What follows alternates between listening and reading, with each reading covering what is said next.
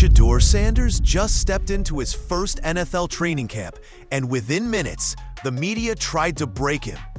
Not with football questions, not with analysis, but with a loaded, deeply personal jab disguised as a press inquiry. In a moment meant to highlight his transition to the league, a veteran reporter blindsided him with a question about his father's health, turning a rookie media day into a PR nightmare. But what happened next? No one expected it. Shedeur didn't snap. He didn't fumble. He responded with absolute composure, and the internet hasn't stopped talking since. Because this wasn't just a bad question. It exposed something way bigger. The silent rules, the coded attacks, the way confident young black quarterbacks keep getting painted as too arrogant before they ever take a snap. But Shedeur flipped the entire script, and it might have just changed everything. It happened on July 18th, during what should have been a routine rookie media session at Brown's training camp.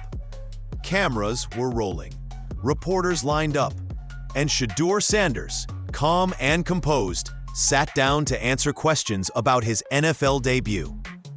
But then, out of nowhere, Mary Kay Cabot, one of Cleveland's most recognizable reporters, threw a curveball that stunned the room. She didn't ask about playbook adjustments, not chemistry with receivers, not even competition in the quarterback room. Instead, she looked Shedeur in the eye and asked about his father's health. Deion Sanders, a Hall of Famer, a living legend, and Shedeur's biggest influence, was now the subject of a bizarre, personal detour in what should have been a football-focused interview.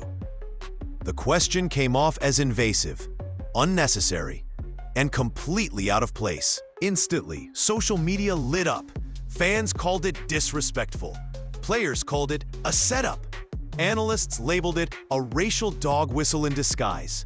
Because this wasn't just about curiosity. It was about tone, timing, and intent. And Shedeur? He didn't blink. No anger, no eye roll, just a cool, simple redirect. I'm here to talk football. That's when everything changed. The media didn't get their reaction. No clickbait meltdown, no viral tantrum, just composure. And that, more than anything, it set the internet ablaze. Because suddenly, the story wasn't just about Shedeur. It was about how the media chooses its targets, and what happens when the target fights back. In that moment, the air in the room shifted. Everyone was waiting for Shedeur to react, to slip up, to show some frustration, to give them something they could twist into a headline. That's how it usually goes. One emotional response, and suddenly the narrative becomes, immature rookie can't handle pressure. But that's not what happened. Shedeur leaned back, looked straight ahead, and with the poise of a 10-year vet, he shut it all down. I'm here to talk football. No hesitation, no heat, just ice-cold clarity. That one line, it did more than diffuse a shady question, it flipped the entire dynamic. Because while the media was trying to paint Shedeur as sensitive or easily triggered, he proved the exact opposite. He didn't flinch. He didn't even acknowledge the bait. And that's what really threw them off. They came expecting a kid, maybe one overwhelmed by the moment, maybe one too brash to read the room. What they got was a professional, calm, centered, unreadable. It was like watching someone walk through fire without even breaking a sweat. And the media? They didn't know what to do with that. Because if they couldn't provoke a reaction, they couldn't control the narrative. No quote to spin, no rookie moment to exploit. Just a young black quarterback refusing to be boxed in. Fans noticed immediately. Clips of his answer went viral within hours. Not because he exploded, but because he didn't. And suddenly, Shedeur wasn't just a promising prospect. He was something more dangerous. He was unshakable. Shedeur's moment wasn't just a fluke. It was a page ripped straight from a playbook that's been quietly running for decades. Confident black quarterbacks? They've always been treated differently. And this time, the internet was ready to call it out. Remember Cam Newton? The man won MVP and led his team to the Super Bowl. but was ripped apart for smiling too much in interviews, for celebrating touchdowns, for dancing. The media called it arrogant, said he wasn't a team player. Lamar Jackson, they said he wasn't a true quarterback, questioned his intellect, clowned him for his grammar. One reporter even asked if he'd consider switching positions before he ever threw an NFL pass. Jameis Winston mocked relentlessly for every slip-up, even when his numbers were solid. It's a pattern, a coded system of double standards. Were the same traits praised in white quarterbacks? Confidence, fire, swagger get reframed as ego, immaturity, or attitude problems in black ones. And now it's Shedeur. He wears designer watches, speaks with confidence, doesn't play to the media. And just like clockwork, the whispers start. He's cocky. He's not coachable. He needs to be humbled. The truth is, there's an unspoken rule for young white QBs. You can be talented, just don't be too sure of yourself. Don't shine too brightly. Don't speak too boldly. Don't act like you belong before they tell you you've earned it. And if you break those rules, the media will find a way to remind you of your place, subtly, strategically, and always with plausible deniability. But Shedeur isn't following that script, and neither is this new generation of fans. Fans who've seen this same story play out too many times, and this time are refusing to let it slide. Because when you look at the bigger picture, it's clear. This wasn't just about a bad question. It was about legacy. Mary Kay Cabot isn't some random rookie on the beat. She's not new to the Cleveland Browns. In fact, she's one of the most entrenched and recognizable voices covering the team. With over 30 years of media access, press privileges, and influence. When she speaks, headlines follow, and that's exactly the problem.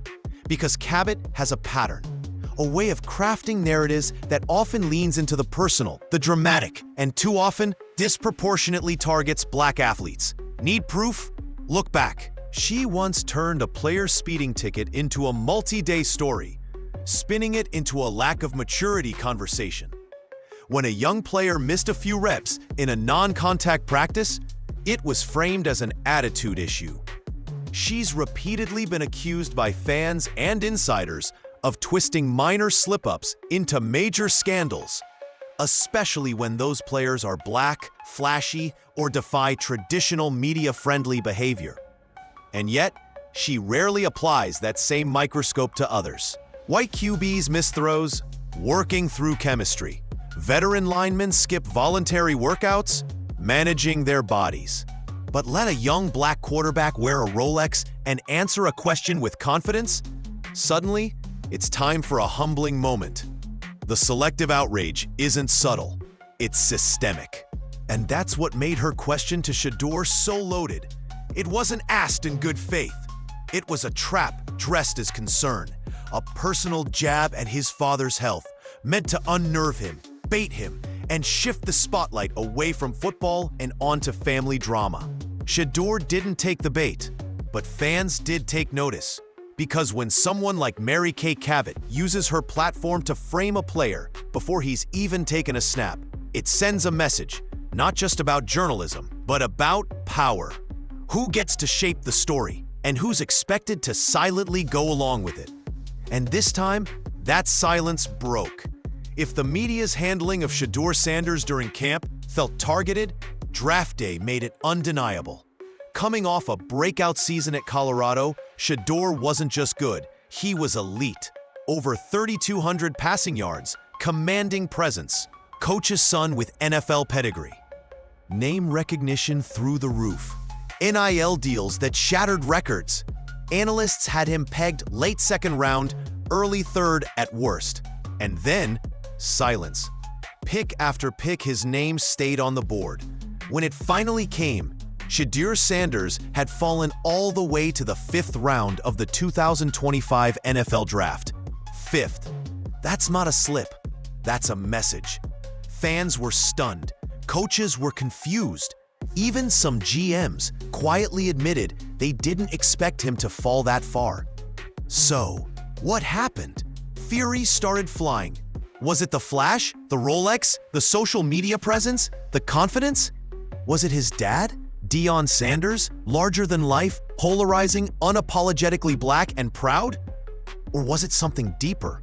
Something the NFL wouldn't say out loud, but absolutely acted on. And then came the bombshell. A fan filed a $100 million lawsuit against the NFL, alleging racial discrimination and a coordinated effort to tank Shedeur's draft stock. The lawsuit cited emails, insider leaks, and anonymous scouting reports that painted Sanders as a character risk, despite zero off-field issues. Mainstream media barely touched it. A lawsuit that size, with stakes that serious, should have been everywhere. But it wasn't. It was buried, ignored, framed as fringe. Because it pointed to something the league and its protectors in the press don't want to admit. The possibility that Shedeur wasn't overlooked because of talent, but because of perception. A perception shaped not by film, but by fear. Fear of another Dion. Fear of someone who wouldn't play by the rules. Fear of a young black quarterback who didn't just want to win, but wanted to do it his way.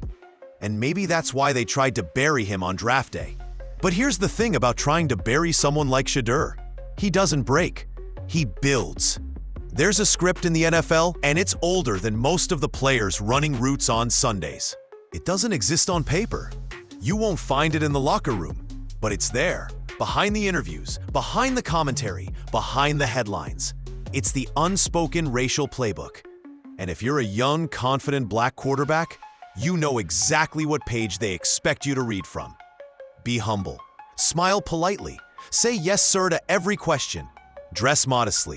And above all else, never, ever act like you belong before they say you do. Break that unwritten rule, suddenly, the spotlight turns hostile. You're no longer charismatic, you're cocky. You're not media savvy, you're difficult. And if you don't play along, they'll paint you as a problem before you even take a snap. When a white quarterback yells on the sideline, he's a fiery leader.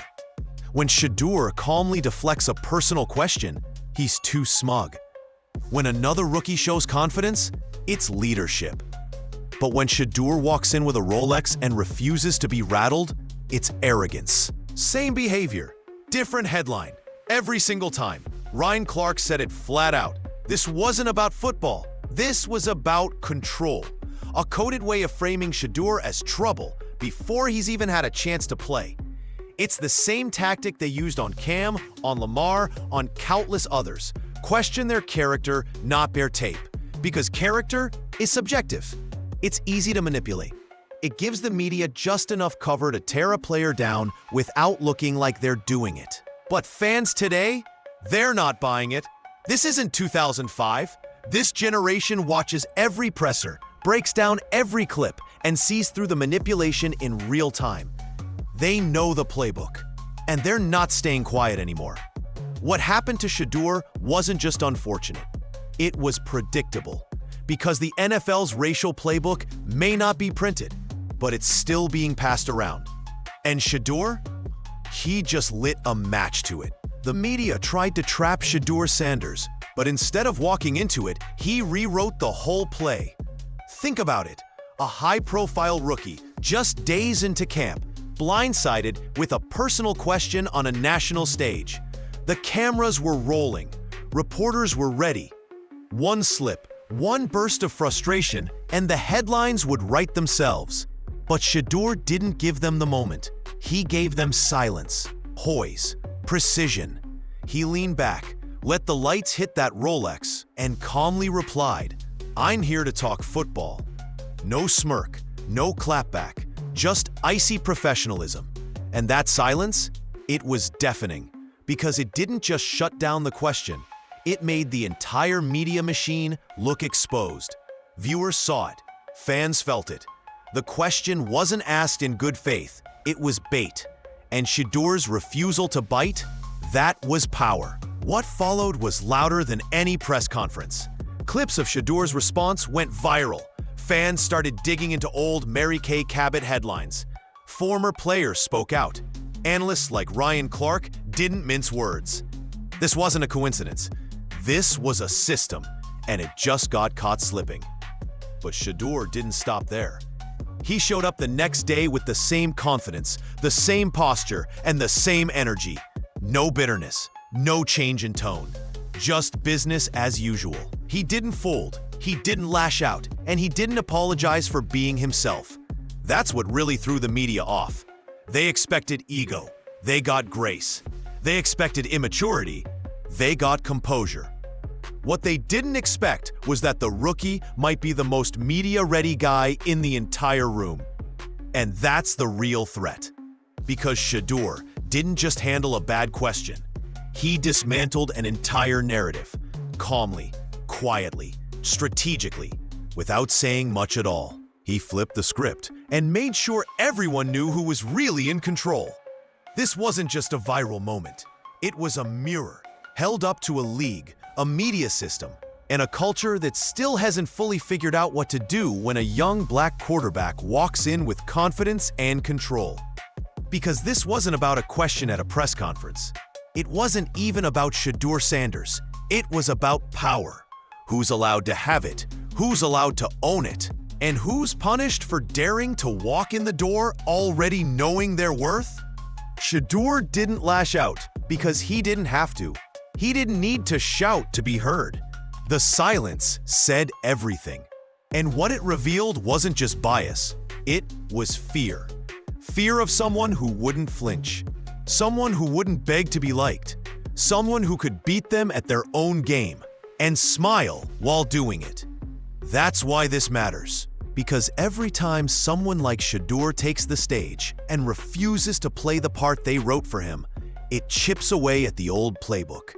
The one that says you have to shrink yourself to succeed. That you have to stay quiet until you're told you've earned your voice. He's not playing that game. He's rewriting it. And for fans watching, especially the next generation, that moment at the podium wasn't just about football. It was a lesson in presence, in pride, in how to move through fire without letting it burn you. That's why so many people connected with it. That's why the clip exploded. Not just because it was dramatic, but because it was real. It showed a young man in a high-pressure spotlight refusing to break. And more than anything, it showed this. You don't need to scream to make noise. Sometimes the quietest response is the one that echoes the loudest. Shedeur Sanders didn't just survive his first NFL controversy, he mastered it. And in doing so, he showed us something bigger than football. He showed us what happens when a new generation refuses to shrink to fit outdated expectations. When young athletes come in not just ready to play, but ready to own the moment, without letting anyone else define them. This wasn't just a clapback. It was a case study in grace under pressure, a warning shot to media gatekeepers, and a wake-up call to everyone who thought they could still control the narrative with a few loaded questions and a headline. Because that era, it's over. Shedeur didn't lose his cool. He didn't over-explain. He didn't even raise his voice. He just let the silence do the work. And now, the league is paying attention. So what do you think? Was this just a viral media blunder? Or did Shedeur expose a deeper pattern that's been hiding in plain sight for years? Drop your thoughts in the comments. We're watching every one. And if you want more stories that peel back the layers of sports, culture, and the narratives they don't want you to see, make sure to hit that subscribe button. Because this is just the beginning.